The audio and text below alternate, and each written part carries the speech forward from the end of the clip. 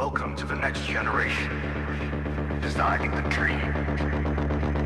This is AI and me.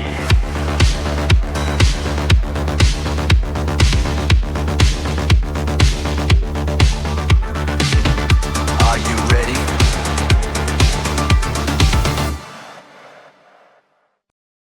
Welcome to Module 1 of our video series on AI and media. In Module 1, we look at generative AI and your career in media. Gen AI and your career in media. Introduction. The question has changed. Only a few years ago, generative AI was still a novelty in most newsrooms and studios, a tool professionals were experimenting with, debating, and often quietly avoiding. Today, the question is no longer whether media professionals will work with AI, but how. More than 4 in 5 journalists now use AI tools in their work. Media companies have created and filled entirely new AI-focused positions.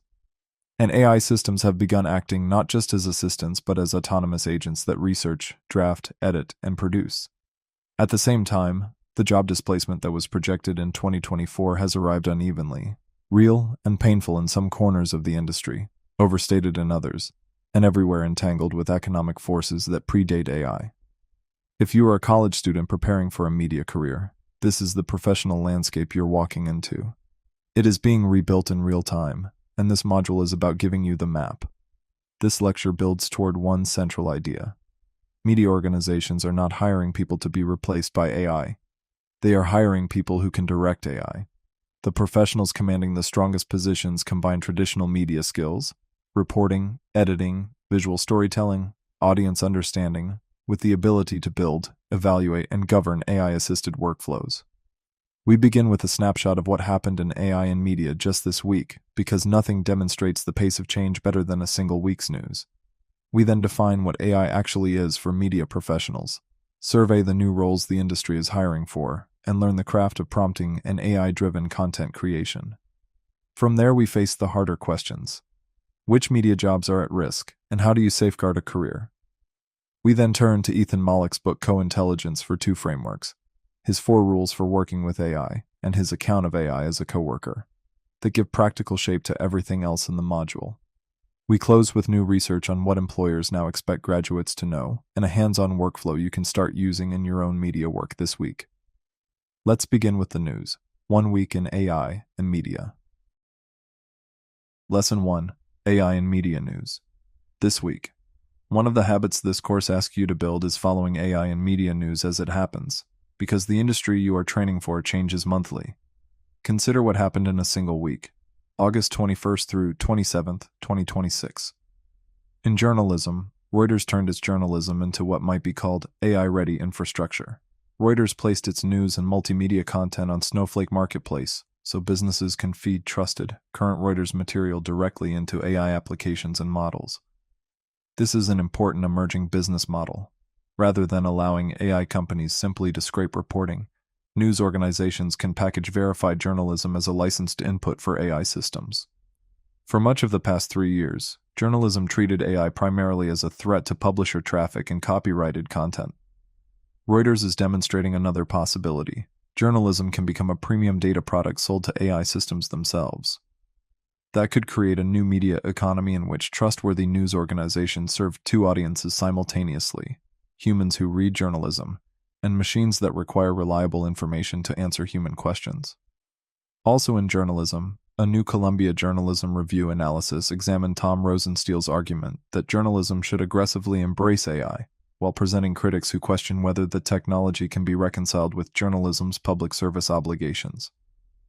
The newsroom debate is maturing beyond use AI/don't use AI toward the more useful question of which journalistic functions benefit from AI and which require human judgment and accountability.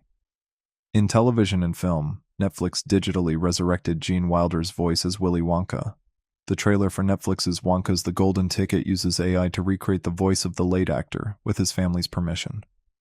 Synthetic performers are moving into mainstream television rather than experimental AI productions, and consent from an estate may solve the legal question without necessarily resolving audience concerns about authenticity or posthumous performance. Meanwhile, a group of Hollywood filmmakers and executives has been developing a human generative workflows model. Guidelines for incorporating generative AI while preserving human creative authority. Hollywood is beginning to define an important middle position: AI-assisted production with explicitly human authorship and decision-making.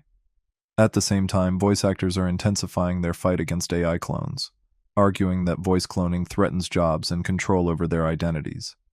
Voice is becoming a form of reusable digital intellectual property, and the issue extends beyond actors to radio personalities, podcasters, television journalists, and musicians, anyone whose voice can be modeled.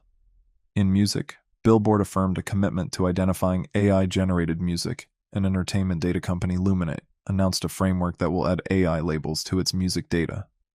AI provenance is entering the data infrastructure behind charts, analytics, and industry decision-making, making it possible to measure synthetic music separately from human music. Australia went further. The Australian Recording Industry Association will exclude wholly AI-generated recordings from the ARIA charts while allowing substantially human-created music that uses AI as a tool. Australia is formalizing perhaps the clearest standard yet for creative AI. AI assistance is acceptable. AI authorship is treated differently. And Dr. Dre argued that AI belongs in the music technology toolbox and is not inherently a threat to genuinely creative musicians. The debate is becoming less binary, distinguishing between AI replacing musicians and musicians deliberately using AI as another production instrument.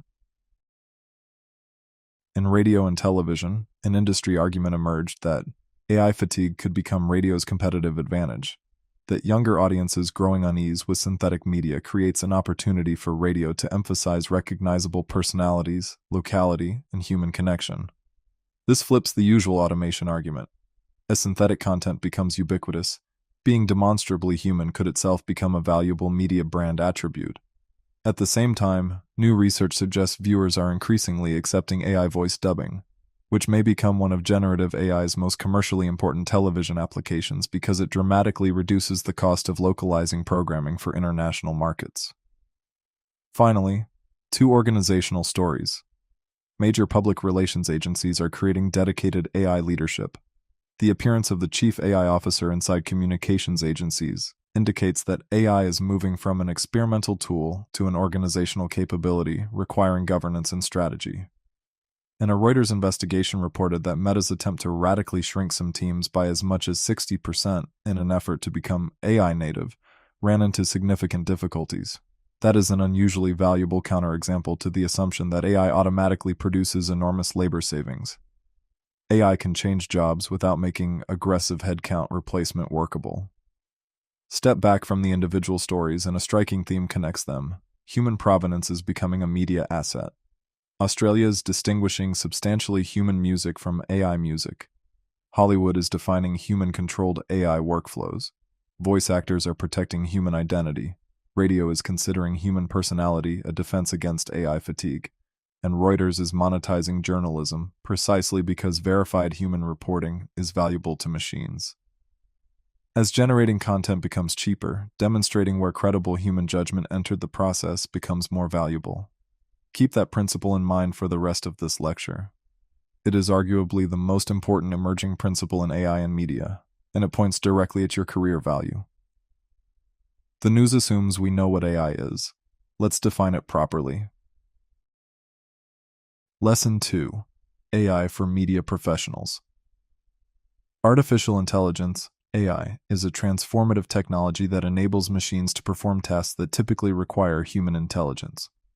For media professionals, AI represents a powerful set of tools and techniques that can enhance content creation, curation, and distribution, ultimately leading to more engaging and personalized experiences for audiences. For a compact explainer of how generative AI actually works under the hood, see Henrik Knieberg's Generative AI in a Nutshell video in this module's YouTube playlist. One note as you watch: the video predates today's reasoning models and agents, so treat it as the foundation, not the current frontier. In the context of media, AI encompasses several subfields. Natural language processing, NLP, enables AI systems to understand, generate, and manipulate human language. The foundation of automated article drafting, script generation, summarization, and sentiment analysis. Computer vision allows AI to interpret and analyze visual data, powering applications like automated video editing, image recognition, and content moderation. Machine learning, the broader discipline underlying both, involves training algorithms on vast amounts of data to identify patterns, make predictions, and improve performance over time. In the media industry, machine learning powers the recommendation systems that determine what audiences watch, read, and hear, and enables predictive analytics that help media companies forecast trends and make data-driven decisions. What has changed most dramatically since 2024 is that these once separate capabilities have converged. The current generation of frontier models, OpenAI's GPT series behind ChatGPT, Anthropic's Claude, and Google's Gemini, are multimodal.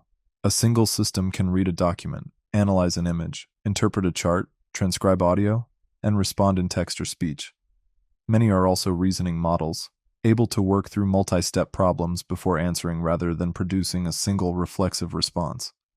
For a media professional, this means the practical toolkit has collapsed from a dozen specialized products into a handful of general-purpose systems that can move fluidly between research, writing, analysis, and visual work. Adoption figures show how quickly this toolkit has become standard equipment.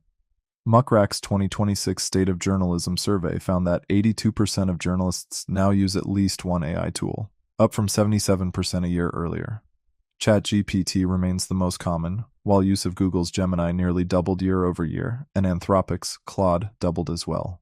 AI transcription tools, among the least controversial applications, are used by 40% of journalists. The same survey registers the profession's ambivalence. Concern about unchecked AI as a top industry problem rose 8 points in a single year. By leveraging these AI capabilities, media professionals can automate repetitive tasks, generate new ideas, and gain valuable insights from data analysis. However, it remains crucial to understand that AI is not a replacement for human creativity and critical thinking.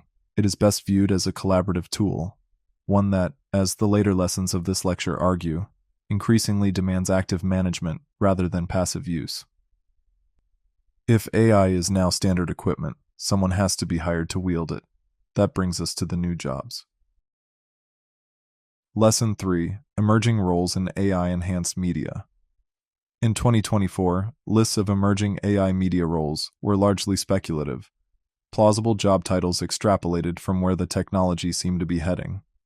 2 years later, the speculation can be replaced with evidence.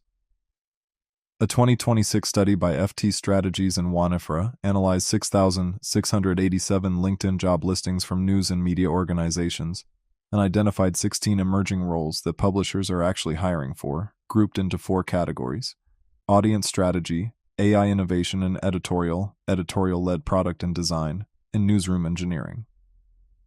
The AI-specific positions are no longer hypothetical. CNN has hired a senior editor for AI innovation, who prototypes AI tools for research, editing, and production while maintaining the network's accuracy standards. The Economist's AI Lab employs senior AI engineers who build language model systems tuned to the publication's editorial tone and style. Politico's editorial director of newsroom engineering leads teams that ship AI features every few weeks while building publisher-specific models, and the South China Morning Post employs a manager whose job is explicitly to bridge editorial needs and technical execution for AI deployment. Advertised salaries for these roles range from roughly $76,000 to over $265,000 depending on seniority and location. Several patterns in this real-world hiring are worth noting for anyone planning a media career. First, the hybrid editor-coder has arrived. The study's most distinctive finding is a class of journalists who work alongside reporters to identify workflow problems AI could solve, and then build the prototypes themselves. These roles do not require a computer science degree. They require editorial judgment plus enough technical fluency to work with AI systems directly. Second, AI ethics and standards work has been institutionalized. The AI ethics editor that industry observers could only sketch as a prospect in 2024 now exists across the industry in the form of standards editors, AI policy leads, and editorial roles responsible for disclosure rules, bias review, and compliance with fast-evolving law. These positions typically draw on backgrounds in ethics, law, or editorial standards combined with working knowledge of how AI systems behave.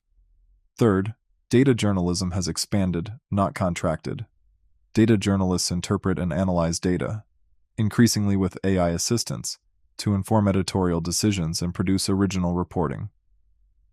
Far from being displaced by AI, the role has grown more central, because verifying, contextualizing, and interrogating machine-generated analysis is precisely the work AI cannot certify for itself.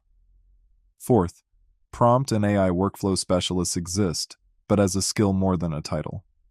The standalone prompt engineer role that generated headlines in 2023 and 2024 has largely dissolved into a competency expected across positions, a shift we will examine in the next lesson.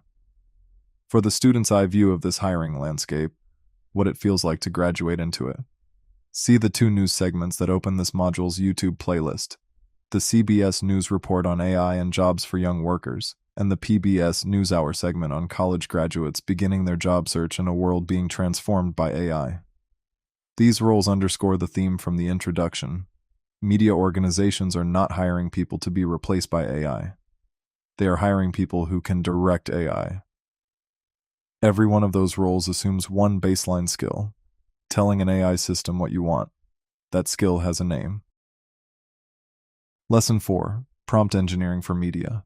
Prompt engineering, the craft of writing effective instructions for AI systems, remains a valuable skill for media professionals, but it has matured considerably since 2024. Early prompt engineering often resembled incantation. Users traded magic phrases believed to coax better output from temperamental models. For a snapshot of that earlier era, see the Wired prompt engineering video in this module's YouTube playlist. The fundamentals it teaches still hold, even though its examples come from older models. Today's frontier models are far more capable of understanding plain, direct instructions, and the discipline has evolved into what many practitioners now call context engineering. The skill is less about wording tricks and more about judgment, deciding what background material, source documents, examples, and constraints to give the model so it can do the job well. The fundamentals, however, are stable, and they matter in every media workflow. An effective prompt typically specifies a role or perspective. You are a copy editor for a regional daily. Supplies context, the draft, the style guide, the audience, states the task precisely, sets constraints, length, tone, what to avoid, and defines the output format. Vague prompts produce generic output. Specific prompts produce usable drafts. Consider what this looks like across media fields. A journalist might prompt, "Here's the transcript of a 45-minute city council meeting. Identify every decision that was voted on, the vote count, and any public comment that generated conflict. Flag anything that contradicts the attached budget document. Format as a bulleted brief for an editor." A screenwriter might ask for 3 versions of a tense confrontation scene: one restrained, one explosive, one where the hidden secret almost surfaces but doesn't. A social media manager might request 5 launch posts that vary the hook: one question, one statistic, one bold claim, one behind-the-scenes angle, one countdown.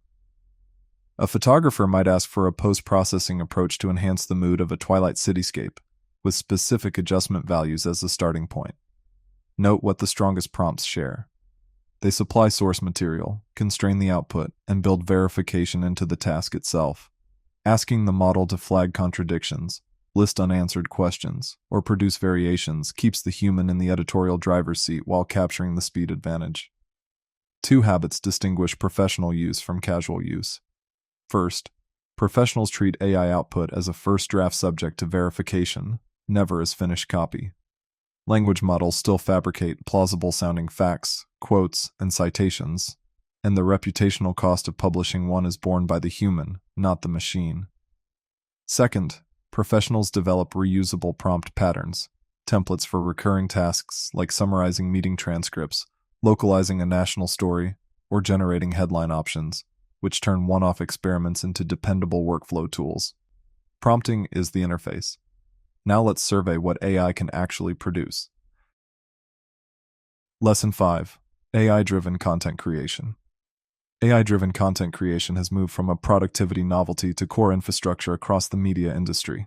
The tool landscape, however, looks very different than it did in 2024, when specialized products defined the category. Today, the field is anchored by general-purpose frontier systems, with specialized tools surviving where they serve distinct production needs. In text, ChatGPT, Claude and Gemini generate and edit written content, articles, scripts, social copy, newsletters, email campaigns at professional quality, and are increasingly embedded directly in the tools media workers already use, from Google Workspace and Microsoft 365 to content management systems. Research-oriented tools such as Google's Notebook LM can ingest a body of source documents and generate grounded summaries, study guides, and even conversational audio overviews of the material. In video, the most dramatic capability leap since 2024 has occurred. OpenAI's Sora, Google's VO, and Runway's Gen models can produce photorealistic video from text descriptions, with synchronized sound and dialogue in current versions, at a quality that was unimaginable just 2 years ago. Production companies use these tools for pre-visualization, storyboarding, B-roll, and increasingly for finished commercial and short-form work. The same capability powering these creative tools has also flooded social platforms with synthetic video, making provenance and disclosure a defining industry issue. The Kurzgesagt video, AI Slop is Destroying the Internet, in this module's YouTube playlist, frames what an internet flooded with synthetic content means for anyone making media for a living. And the arrival of fully synthetic performers is no longer hypothetical. See the CBS Sunday Morning segment on Tilly Norwood, the AI-generated actress, also in the playlist. In audio, AI voice synthesis, exemplified by tools such as 11 Labs, produces natural-sounding narration and dubbing in dozens of languages, while AI-assisted editing tools transcribe, clean up, and restructure recorded audio. Podcast production, audiobook narration, and localization workflows have been transformed accordingly, along with contentious questions about voice cloning and performer consent, which you saw play out in this week's news in Lesson 1. In music, AI-generated artists are now charting. See the CBC News segment on Zania Monet, the AI-generated pop act that reached the Billboard charts, in this module's playlist. In design and images, generation is now embedded in mainstream creative software. Adobe's Firefly models inside Photoshop and Premiere, along with AI features throughout Canva and CapCut, putting generative fill, object removal, style transfer, and text-to-image composition into ordinary daily workflows, rather than separate destinations. In strategy, SEO, and personalization, AI tools analyze search behavior, topic clusters, and audience preferences to guide what content to create and how to structure it. Recommendation and personalization systems tailor content experiences to individual users, and AI improves accessibility at scale by adding captions, translating text, and converting text to speech. One norm has hardened across all of these categories: disclosure. Major news organizations now maintain published AI use policies. Platforms label synthetic media, and audiences increasingly expect to be told when content is AI-generated. For working professionals, transparent AI use is becoming as basic an ethical expectation as accurate sourcing.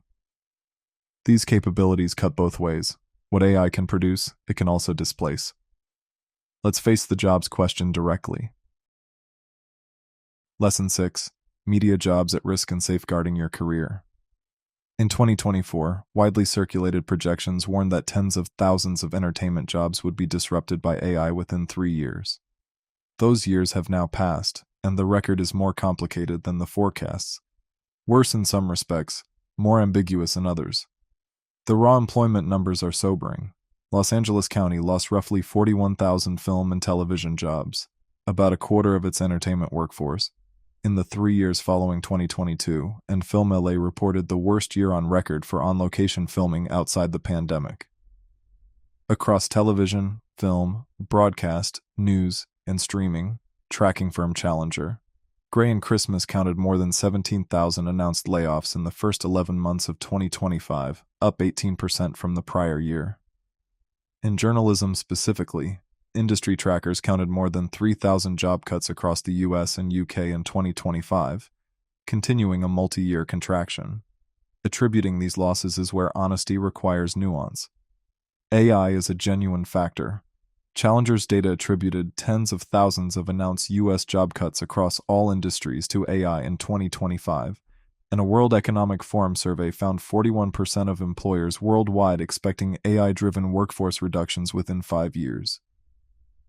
Roles centered on tasks AI now performs cheaply: entry-level copywriting, routine graphics, transcription, basic video editing, voice work, concept art, have seen real erosion, but the same period brought forces that have nothing to do with AI. streaming economics retrenchment, production flight from California to cheaper jurisdictions, post-strike contraction, advertising softness, and ordinary corporate consolidation. A 2026 analysis of California's creative economy data concluded that most of the state's creative job losses could not be cleanly attributed to AI at all. And restructuring, not AI, remain the most cited reason for media layoffs in 2025. The most defensible summary is this: AI has not eliminated media professions, but it is hollowing out the routine task layer within them. And that layer is where careers traditionally began.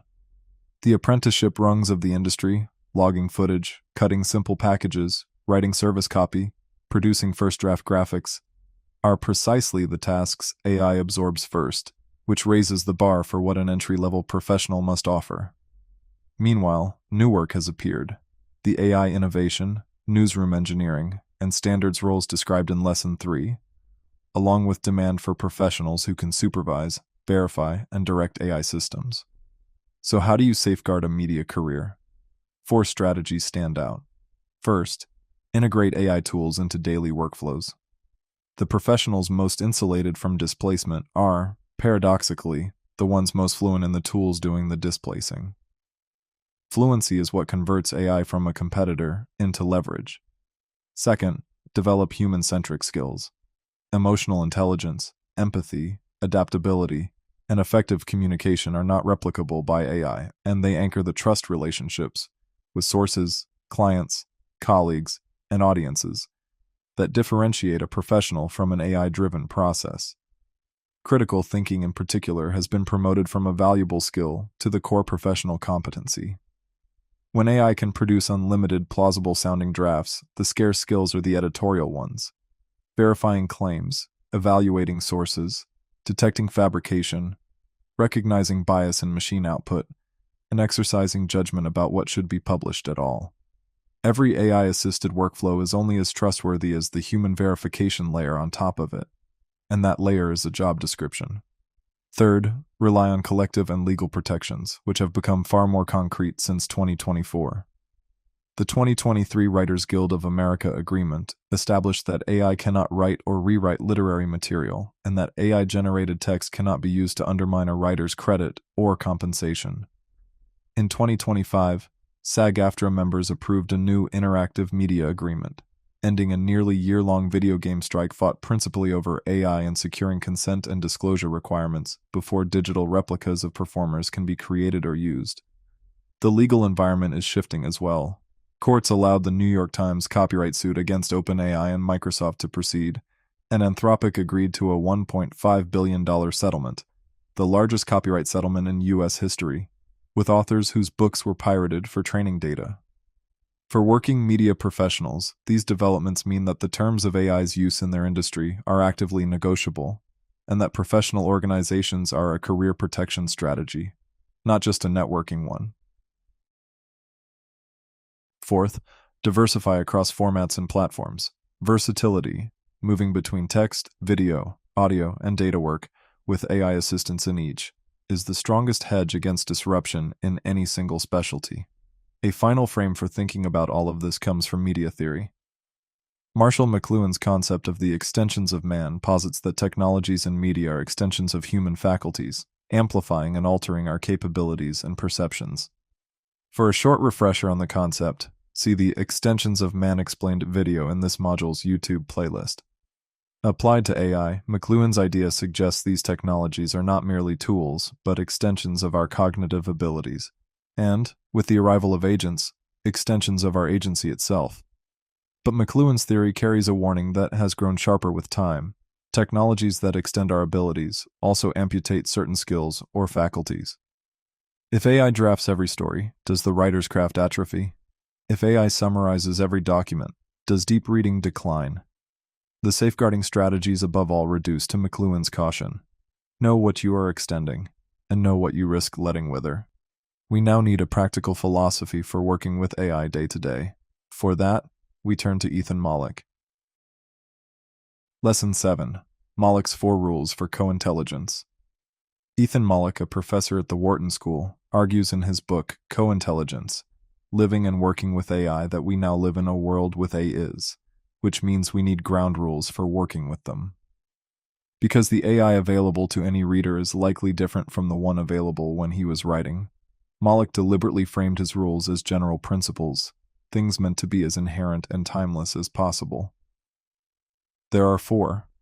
Moloch's Big Think video on 4 scenarios for AI's future in this module's YouTube playlist pairs well with this lesson. Principle 1. Always invite AI to the table. Moloch's advice is to try inviting AI to help you in everything you do, barring legal or ethical barriers. The point is not just getting help. Familiarizing yourself with AI's capabilities allows you to better understand how it can assist you or threaten you in your job. What makes this necessary is a phenomenon Moloch and his co-authors call the jagged frontier of AI. Imagine a fortress wall with some towers jutting out into the countryside while others fold back toward the center. That wall is the capability of AI. Everything inside it, AI can do. Everything outside, it struggles with. The problem is that the wall is invisible. Tasks that seem equally difficult, writing a sonnet and writing an exactly 50-word poem, can sit on opposite sides of it.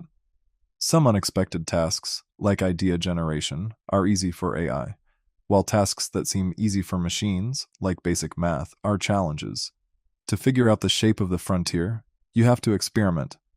And that experimentation, Moloch argues, gives you the chance to become the best expert in the world at using AI for a task you know well. Because innovation is expensive for organizations, but cheap for individuals doing their own jobs. Workers who figure out how to make AI useful for their work will have a large impact. Principle 2. Be the human in the loop. For now, AI works best with human help, and you want to be that helpful human. AIs don't actually know anything. Because they predict the next word in a sequence, they can't tell what is true and what is not. Moloch suggests thinking of the AI as trying to optimize for many goals, one of the most important of which is make you happy, a goal that often beats be accurate. LLM's tendency to hallucinate, to generate plausible, often subtly incorrect answers that feel very satisfying, is therefore a serious problem. And AIs are also good at justifying a wrong answer they have already committed to. To be the human in the loop, you need to be able to check the AI for hallucinations and work with it without being taken in by it. You provide crucial oversight, critical thinking, and ethical consideration. This keeps you engaged, prevents over-reliance and complacency, sharpens your skills, and makes you responsible for the output. For a media student, this principle should sound familiar. It is the verification layer from Lesson 6, stated as a personal work habit. Principle 3. Treat AI like a person, but tell it what kind of person it is. Moloch openly calls this a sin. Anthropomorphizing AI is risky, and AI systems don't have consciousness or emotions. But as imperfect as the analogy is, working with AI is easiest if you think of it like an alien person rather than a human-built machine. An infinitely fast intern, eager to please but prone to bending the truth. The practical payoff is the persona, telling the system who it is, an editor, a critic, an audience member, gives it a perspective and breaks the generic pattern of its default output. Moloch describes assigning his students to cheat by writing essays with AI. The students who produced impressive work were the ones who treated the AI as a co-editor in a back-and-forth conversational process, constantly refining and redirecting, rather than issuing one vague prompt and accepting the result. Principle 4. Assume this is the worst AI you will ever use. Capabilities have leapt in short periods, and there is no reason to expect them to stop. Whatever AI you are using right now is going to be the worst AI you will ever use. Moloch's advice is to view AI's limitations as transient and to remain open to new developments, an uncomfortable but necessary stance in a fast-moving industry. When Nyberg's explainer video from Lesson 2 fails to mention agents and reasoning models, that is Principle 4 in action. The ground move between that video's recording and this lecture. It is worth noting that Moloch himself has continued updating his thinking, a fact that is itself a lesson in how fast this field moves. Writing in late 2025, he argued that co-intelligence described an era when humans were always the senior partner. iterating with a chatbot that needed constant supervision. The rise of capable agents, he suggested, is pushing us toward coexistence, working alongside AI systems that are sometimes better than you and sometimes hilariously worse, where the central skill is no longer just prompting well, but deciding what to delegate, what to verify, and what to reserve for human judgment entirely. Rules in hand, we can ask the question every professional asks, what does this mean for my job? Malik's answer is his most useful framework for this module.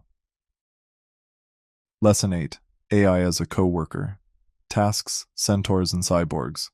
One of the first questions people ask when they start using AI seriously is whether it will affect their job. Malik's answer is blunt. Probably yes. Research teams have tried to quantify the overlap between jobs humans do and jobs AI can do, using a detailed database of the work required in 1,016 different professions. Each study concluded the same thing. Almost all of our jobs will overlap with the capabilities of AI. And unlike every previous automation revolution, which typically started with the most repetitive and dangerous jobs, research by economists Ed Felten, Manav Raj, and Rob Siemens concluded that AI overlaps most with the most highly compensated, highly creative, and highly educated work. Only 36 job categories out of 1,016 had no overlap with AI. Dancers, athletes, pile driver operators, roofers, motorcycle mechanics, highly physical jobs, reflecting the fact that AI, for now, is disembodied. But overlap does not mean replacement. To understand why, Malik says, we have to view jobs from multiple levels.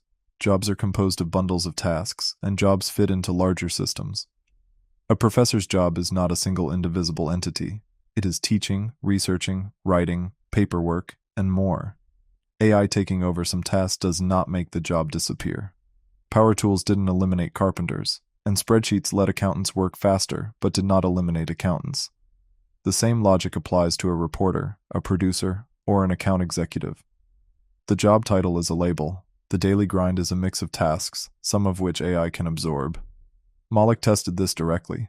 With a team of social scientists and the Boston Consulting Group, he ran an experiment in which nearly 800 consultants were randomized into two groups, one working the standard way, one using GPT-4, on 18 realistic consulting tasks.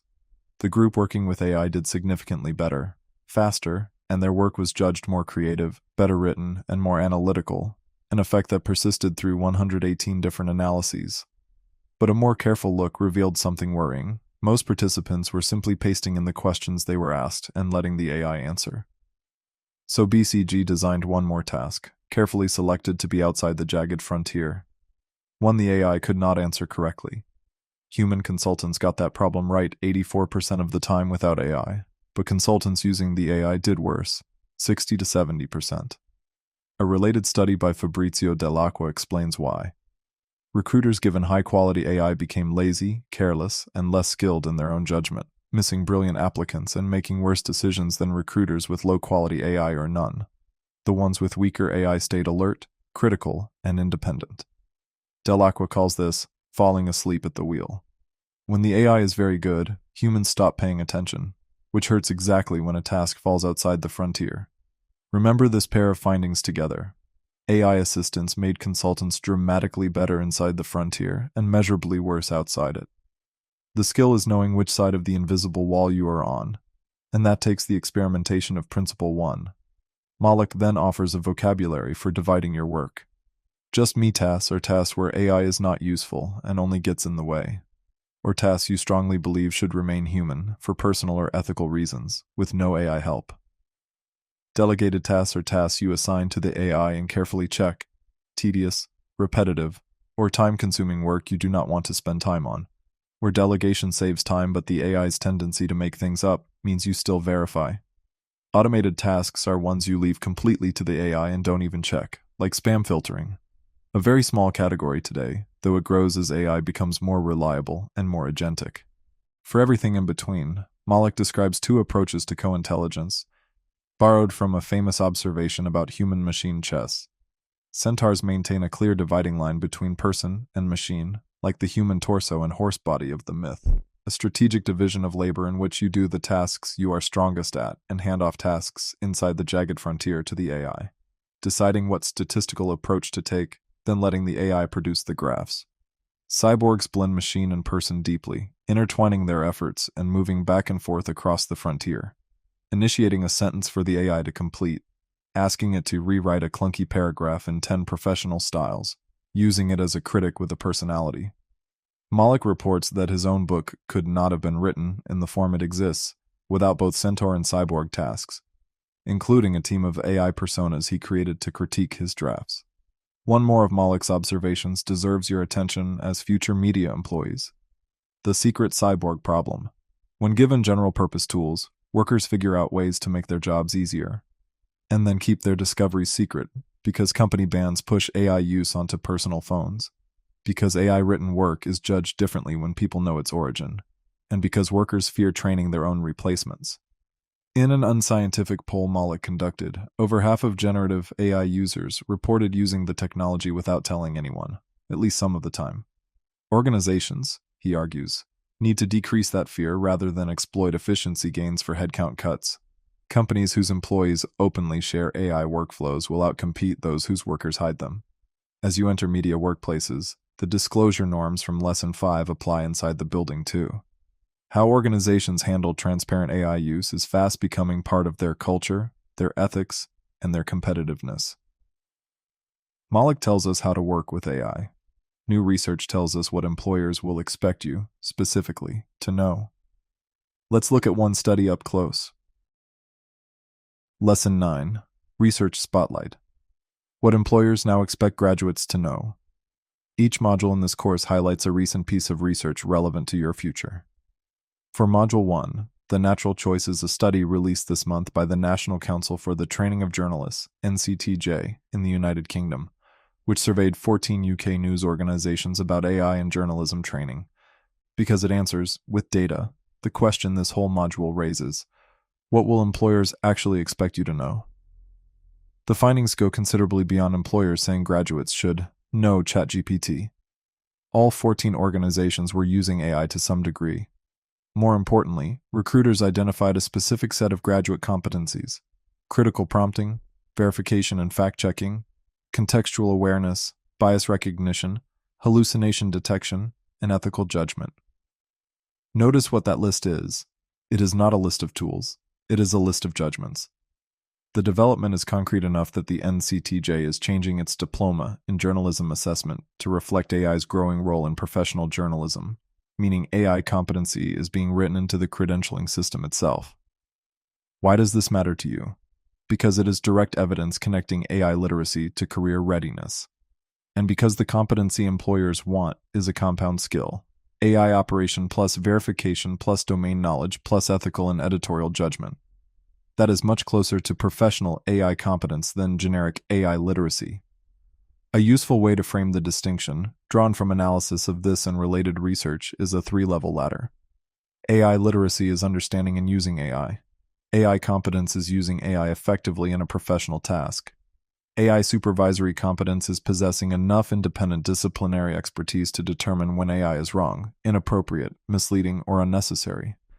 That third level may ultimately be the most important one for media education, and it should sound familiar.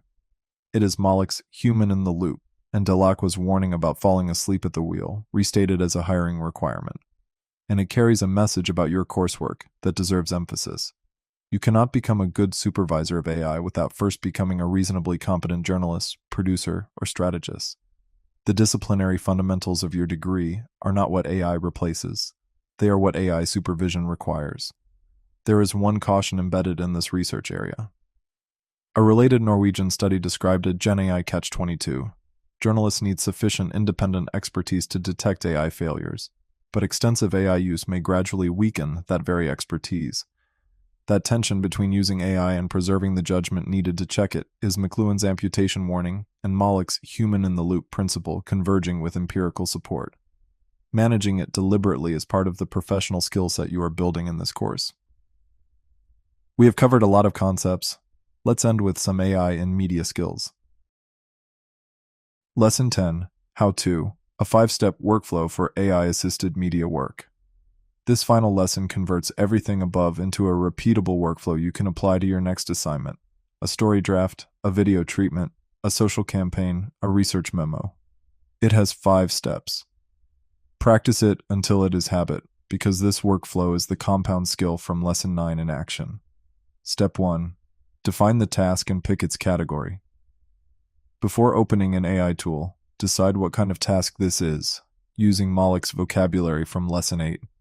Is it a just me task, where AI would get in the way, or where you believe the work should remain fully human? For instance, an interview with a grieving source, or your own byline voice?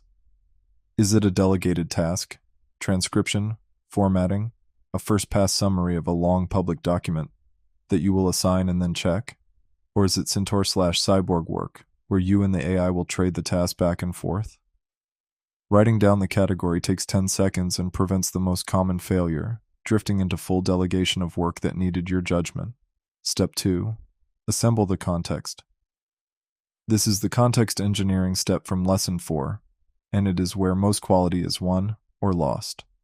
Gather what the AI needs to do the job well: the source documents, the transcript, the style guide, your outlet's AI policy, 2 or 3 examples of the kind of output you want. An AI given your actual city council transcript produces journalism. An AI given nothing produces plausible fiction. Step 3. Prompt with the 5-part anatomy. Write the prompt with the structure from Lesson 4. Role: you are a copy editor for a regional daily. Context: attach what you assembled. Task: precise and singular. Constraints: length, tone, reading level, what to avoid. Do not include any claim not in the source. And output format: a bulleted brief, AP style, 3 variations. Build verification into the prompt itself. Ask the model to flag anything uncertain, list unanswered questions a reporter should ask, or note where the source material contradicts itself. Step 4. Iterate like a cyborg. Do not accept the first output. Remember that the BCG consultants who simply pasted questions and took answers were the ones who fell asleep at the wheel. Work back and forth. Ask for 10 alternative versions of the weak paragraph. Tell the AI what is wrong and have it critique its own draft. Give it a persona. You are a skeptical editor. Find the 3 weakest claims in this piece. This back and forth is where the documented quality gains actually come from, and it keeps you engaged rather than complacent. Step 5. Verify, then disclose. Before anything ships, you, not the AI, check every fact, quote, name, number, and citation against primary sources, because language models fabricate plausible-sounding specifics, and the reputational cost is yours. Then apply the disclosure norm from Lesson 5. Follow your outlet's AI policy, and when your use of AI was substantive, say so. In this course, the same rule applies to your assignments. AI use consistent with each assignment's guidelines. Disclose plainly. 2 supporting habits make the workflow compound over time. First, build a prompt library. Every time a prompt works well, save it as a template with placeholders. You are building professional infrastructure, and shared prompt libraries are already how newsroom teams standardize AI work. Second, keep an AI work log for your major projects. 1 line per use, recording what you delegated, what the AI got wrong, and what you had to fix. The log does double duty. It is your disclosure record, and it is your personal map of the jagged frontier, built exactly the way Malik's Principle 1 recommends, by inviting AI in and paying attention to where it fails. Let's bring the module all together. Conclusion: directing the machine. We began with a single week of news and found its through line. As generating content becomes cheap, human provenance, demonstrating where credible human judgment entered the process, becomes a media asset. Everything after that has been an elaboration of what it takes to be the human whose judgment is worth demonstrating. We defined AI for media professionals and watched its once separate capabilities converge into multimodal reasoning systems that 4 out of 5 journalists now use. We surveyed the roles the industry is actually hiring for: editor coders, standards editors, newsroom engineers, and found they share one description: people who can direct AI. We learned prompting as a craft that has matured into context engineering and toured content creation across text, video, audio, and design, with disclosure hardening into a professional norm.